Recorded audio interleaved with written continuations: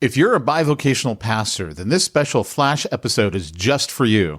I'm Pete Mitchell, and in between our regular Church Planter podcast episodes, I'll be bringing you insight and ideas to help our bivo pastors have an easier and more profitable go at it. If you'd like more info on the training program specifically for bivocational pastors, you can check it out at missionbybusiness.com.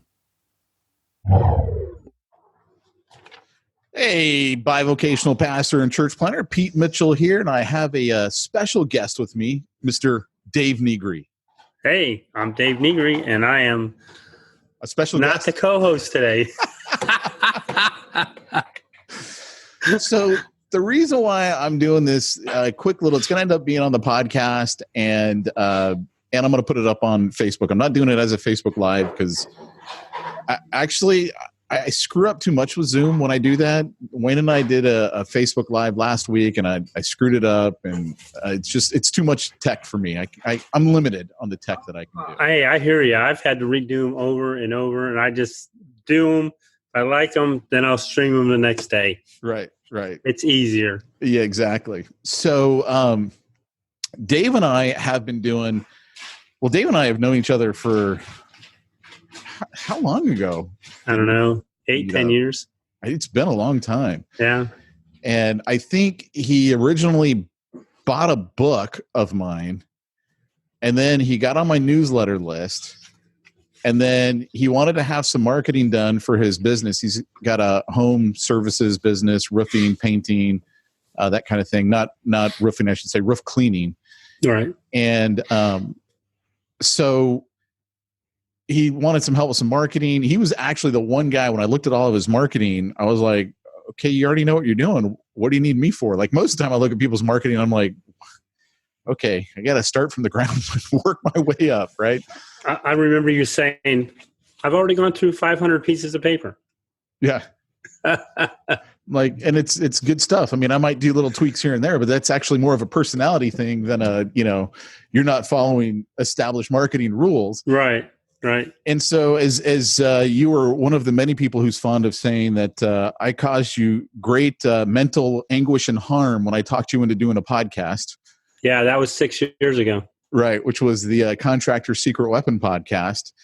And then I joined Dave Negri on it, I don't know, 3 or 4 months ago, whatever it was. And we've been doing it together ever since. And so Dave and I were doing this training specifically for home contractors.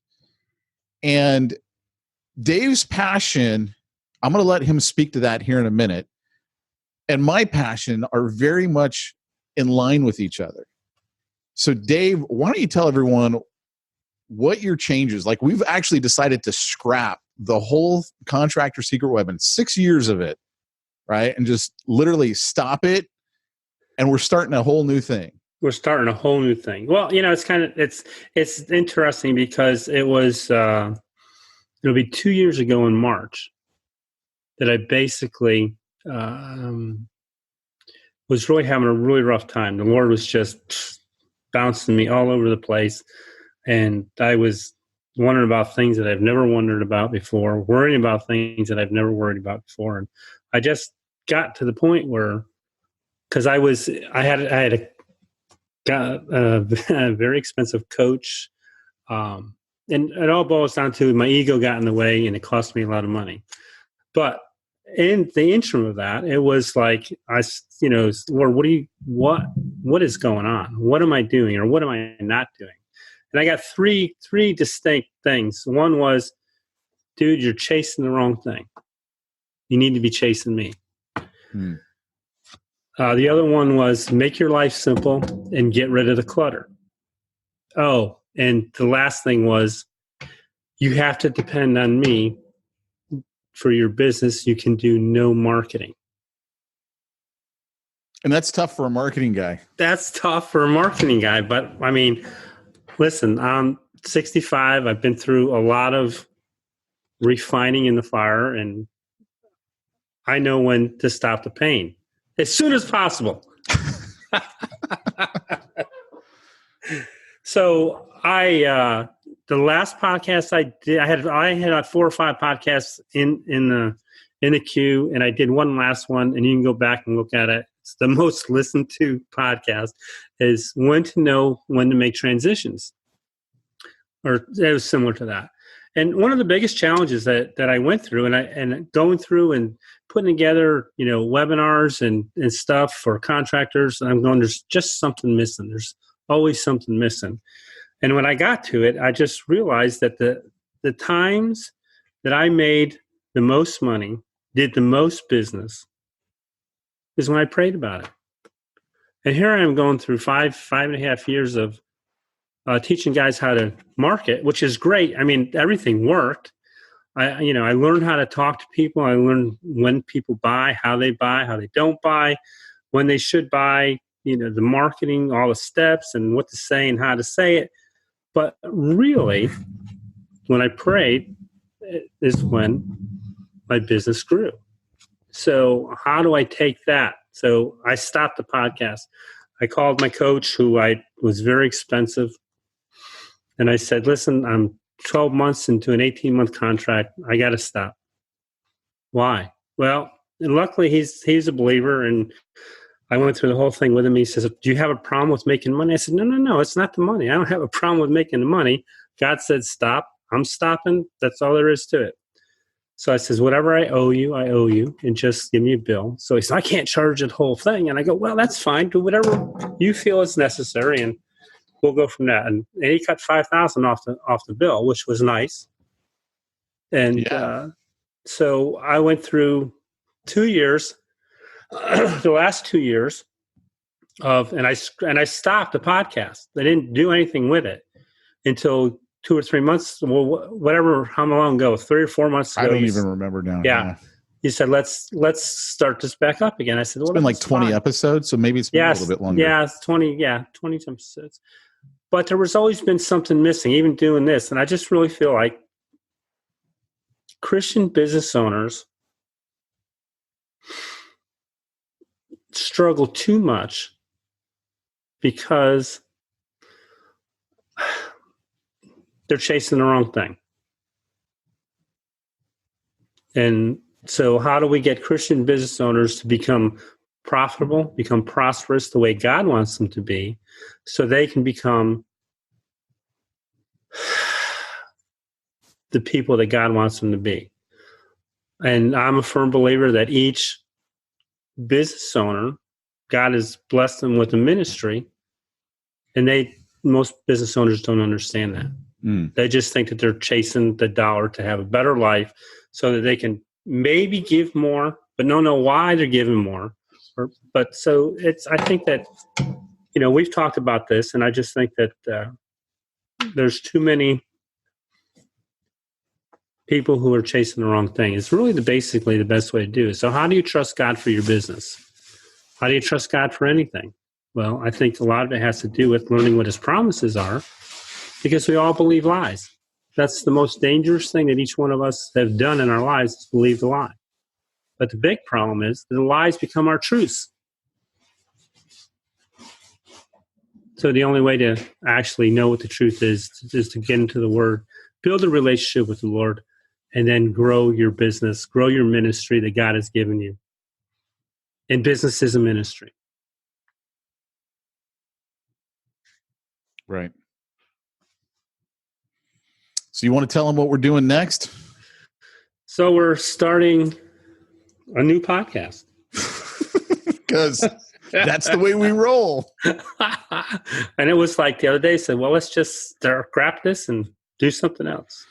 Well, it was it's perfect timing, because as I shared with Dave, so Dave's part of the, I'm going to call it the Bivo cohort that I've been running for years. We meet the first Saturday of each month. It's guys who have been through my training program, and Dave's been a part of that. So he's not a bivocational pastor as you would think of it. He's an elder at his church, but he is a pastor too. He's a pastor in that we all have a ministry, and so he was part of that, and we were talking about, what should we do? Should we keep doing this? Because what gives me the most fulfillment in everything that I do, I love working with bivocational pastors. hands down, absolutely love it. Especially when I got, guys like A. David. A. David has had the biggest transformation in his life from where he was to where he is now, which is nowhere even close to where I think he's capable of going. And that all came about because of him going through the training program and being in the conversation with all of us and finding out that it was okay to make money, that it wasn't a sin to make money, that the love of money is the sin. It's not the money itself. Money is neither good nor bad. It's just this intangible thing that we use to assign value to something. And so there was a lot of what I call the inner game, the mental game that had to be worked on with A. David as a great example. So I look at where he is today as opposed to where he's been. It's like night and day. Oh, it's amazing. And then you got other guys like Aaron Bump, who church planner, comes through the training, starts to implement some of the stuff, has to move to a whole nother state. His life gets uprooted. He's still trying to make things happen. But because of all the training, he goes on and he gets a C-level job. I think he's like chief marketing officer for some big, huge industrial roofing company. And at the same time, they let him keep all of his clients that he already had. They just really wanted him really bad. He's like, this has changed my life. Wow, that's awesome. He literally fixed Macs. He was a Mac tech. That's what he did for a living. He like worked on computers, Macintosh. Oh, wow. And he went from that through the training, and now he's a C-level executive. I mean, right? It's awesome. You got guys like Tyrone, who is a phenomenal salesperson. He comes through the training. He ends up going to work for a company and using all of the training at that company, and he just keeps getting promotion after promotion after promotion. And he's like, it's totally changed my whole life. And so he still shows up every Saturday for those calls because he's like, are you kidding? This thing is what gave me this. This is what put me in this spot. That gives me more enjoyment, more fulfillment than anything else that I do. All the other groups that I work with, the detailers, the real estate agents, my private clients, all that stuff. And I think it's because for me, I look at it and I'm like, okay, I know these guys are on the front lines of gospel expansion. They are out there in the trenches every day, working their tail off. My dad was a pastor. I know how thankless that job can be. I know how everyone complains, and they complain to you. And by the way, I don't like that song. Why did we sing it? I don't want to do that again. And they write you nasty emails and complain about you. Exactly.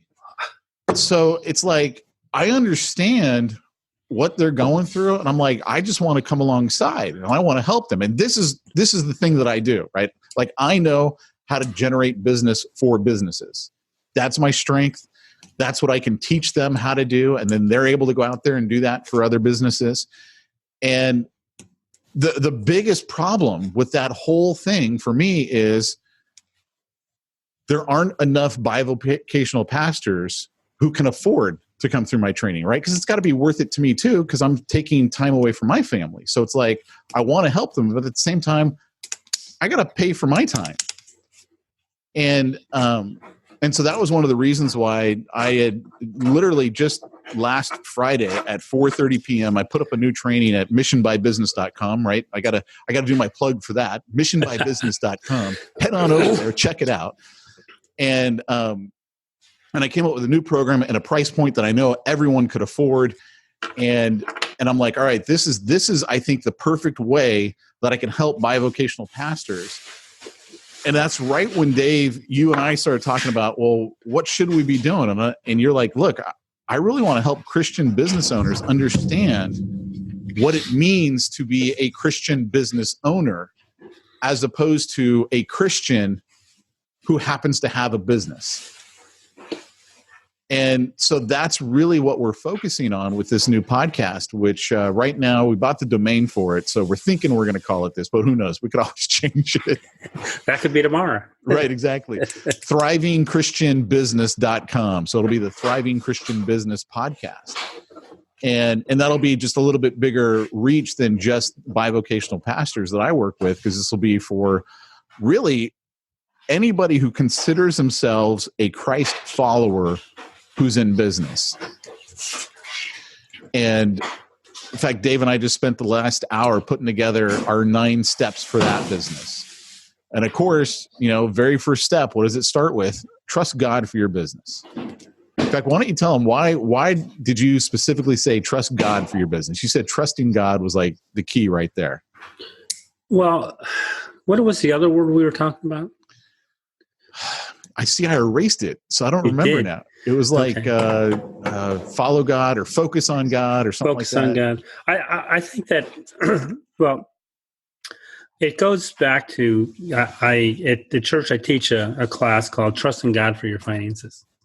And ultimately, it's kind of funny, but the heart of the whole process is to trust God. Whether you trust Him for your finances, whether you trust Him for your business, whether you trust Him for your pain, your fear, your anxiety, whatever the case may be, it really boils down to, can I trust God? And so I like this story. I have a guy in Wisconsin that I ran through this trusting God, and it was kind of funny because we met. I think it was through Tyrone.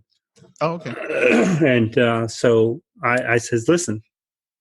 I said, tell me a little bit about you. And so he told me a little bit about him, what had going on, and I really won't get into all of it other than the fact that he was $600,000 in debt.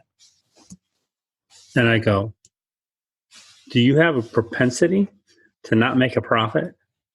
I said, are you against it? He goes, no, not at all. I said, did you borrow money from somebody you weren't supposed to? And I don't know where that came from because I never would have. He said, yes. So he ended up with trying to get himself out of a jam through a lot of unfortunate things that happened in his life, trying to keep the business going. And of course, in that area where he lives, you've got probably April to the end of October to do business because everything freezes over. Right. And so I said, listen, I can run you through this program that I've got. It's called Trust God for Your Finances. I said, it's really not about finances. It's just about trusting God. I said, but finances is the premise because if God wants your heart. He don't want your finances. If you can trust Him, then He's going to get your heart.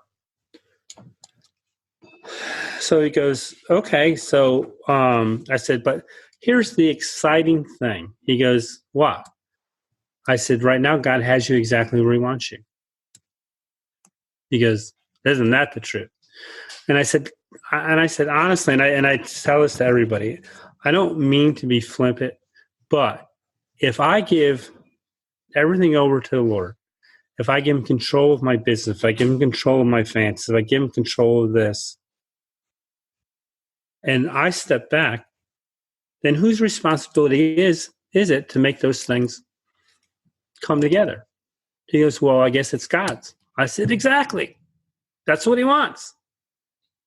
So by taking stuff back, it's not easy. It's a constant battle, because he said every day, he said, I fight that, trusting God. He said, I'll get a thing going, my payroll's down. I need, $10,000. I can borrow it. And then he goes, am I going to trust the Lord for the business, or am I going to trust whoever to give me a quick loan? And he says, I just said, nope, it's the Lord's His control. And he said, once you know, the next day I get $15,000 job. And I said, and my payroll's taken care of. So that's what it's not easy. Trust me, it's a constant battle. But if you can get there, if you can get the mindset to trust God for what you've got going on, then it's like everything exponentially grows because you're not in control. Right. Right. Yep. I think that's been longer than 5 minutes. Yeah, it's all right. It was good stuff. So anyway, guys, I'll keep you in the loop, let you know when the podcast will launch. We're going to get a bunch of them in the can first, and then we'll launch it. And so, I mean, it's always a couple of weeks out because Apple doesn't approve things right away anyway. But I wanted to let you know that. Also, if you want to check out the training that I've got up at missionbybusiness.com. Head on over there, check it out, because if you are self-employed, or you're like, hey, I need to start my own business, I need to do something different, either way, you're going to benefit by seeing the training that I got up there. Because I literally walk you through, here's what we do for businesses. So think about it in terms of you and your business, or think about it in terms of saying, hey, do you think other businesses could use help like this? And it might be a good fit for you. And of course, you can't just join. There's no like buy button or anything like that. If it makes sense to you, like it makes sense to me, then you're going to click the button to schedule a call with me. We'll get on the phone. We'll talk. If it makes sense, great. If it doesn't, it doesn't. It doesn't hurt at all just to go check it out. So I'd encourage you to do that. Dave, thanks for spending this time with us and sharing your thoughts. I appreciate it.